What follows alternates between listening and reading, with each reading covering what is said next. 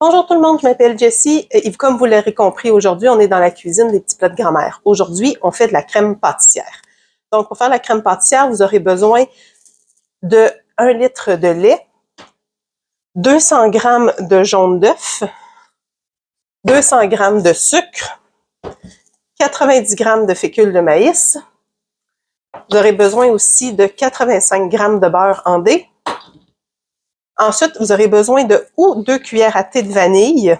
Pour ma part, j'ai choisi de la poudre de vanille. Donc, si vous décidez d'apprendre, comme moi, de prendre la poudre de vanille, vous aurez besoin de la pointe d'un couteau. OK?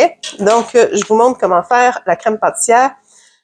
Donc, 1 litre de lait qu'on met dans une casserole, comme ça, dans lequel on ajoute la pointe du couteau, quand même assez généreuse, de vanille ou 2 cuillères à thé de vanille. Donc, ensuite, ce qu'on fait, c'est qu'on va faire chauffer notre lait jusqu'à frémissement et on couvre on le retire du feu et on met le couvert et on laisse infuser 10 minutes. Rebonjour, ça fait au moins une dizaine de minutes que ça infuse. Donc, pendant que ça infuse, pas pendant que ça infuse, mais pendant que vous chauffez le lait, là, mettez pas votre rond trop fort pour pas que le lait colle au fond. Puis pensez à bouger votre lait pendant que vous le chauffez.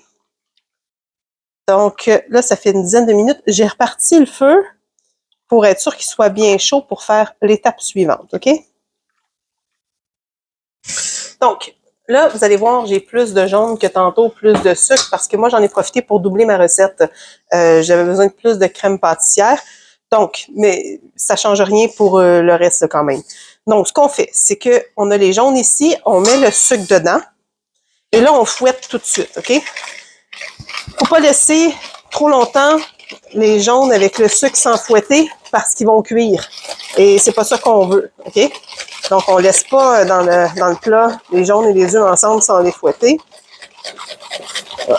Une fois que ça, c'est fait, on ajoute la fécule de maïs. Et voilà, on mélange à nouveau. Ça va vous prendre un plat assez grand parce qu'on va rajouter le lait dedans.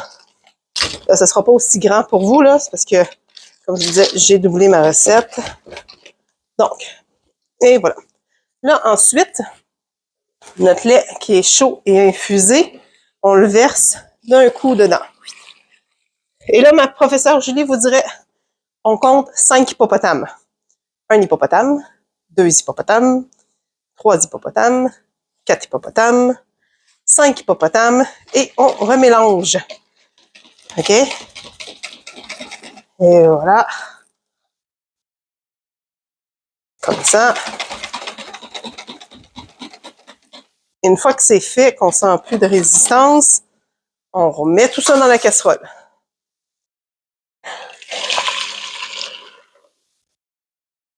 Il me reste un peu de jaune tout le tour. Et voilà.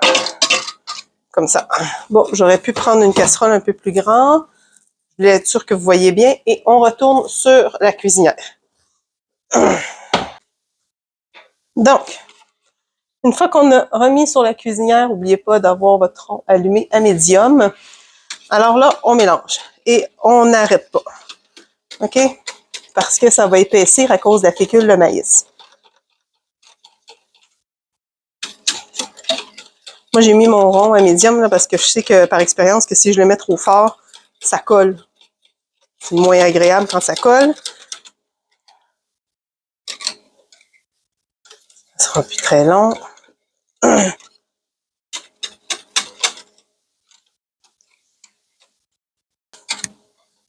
Si c'est trop long, vous pouvez augmenter un peu votre feu, là, mais continuez de brasser et surveiller, OK? C'est sûr que moi, c'est un petit peu plus long, il y en a plus épais. Et voilà, ça commence à devenir épais. Vous allez voir. Et comment on sait que la crème pâtissière, est prête? Oups, là, un petit dégât. Hein? On sait qu'elle est prête Voyez-vous, elle bouillonne. Ça veut dire que c'est prêt. Donc, on sait que la crème pâtissière est prête quand ça bouillonne. Et voilà.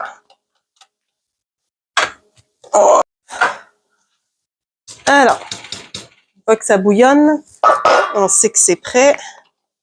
Et voilà. Comme ça. Et c'est à ce moment-là... Ouh, ça bouillonne même plus sur le feu. C'est à ce moment-là qu'on ajoute le beurre. Tout d'un coup, on l'écrase dedans. Puis on l'oublie comme ça 2 minutes. Ça y est, ça fait au moins 2 minutes. Là, vous voyez, ils sont presque tous fondus. Et là, on mélange doucement. Comme ça. Pour être sûr que ça soit tous fondus.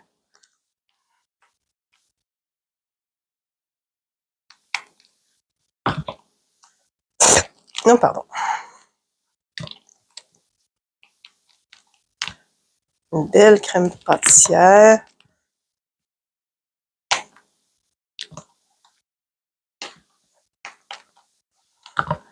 Et voilà. Ensuite, on verse notre crème pâtissière. Si ça l'a collé un petit peu, essayez de pas trop gratter le fond pour pas vous ramasser avec des petits morceaux bruns dans le fond de votre bol. Hein, moi, ça colle un petit peu, là. C'est normal. OK? Donc, ensuite, on met un plastique dessus. OK? Mais là, le plastique, vous le mettez pas sur le bol comme on a souvent l'habitude de le faire. On va aller le coller, même si c'est chaud, ça ne fondra pas. On va le coller directement dessus. Pourquoi? Parce qu'on ne veut pas que ça fasse une croûte, OK? Quand vous faites des sauces là, au réfrigérateur, puis que des fois ça fait une peau, c'est parce qu'il y a eu un contact avec l'air. Fait que pour pas qu'il y ait de contact avec l'air, on filme, on appelle ça filmer, dessus, OK? Et on met ça au réfrigérateur jusqu'à temps que ce soit froid. Environ là, un bon 2 heures, OK?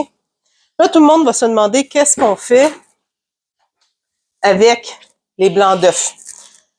Mais il faut savoir qu'avec les blancs d'œufs, vous allez pouvoir faire glaçage au beurre, un atelier qu'on fera plus tard. On peut faire la meringue aussi. Mais ce qui est plus important à retenir, c'est que le blanc d'œuf, comparativement au jaune, le blanc se congèle très bien.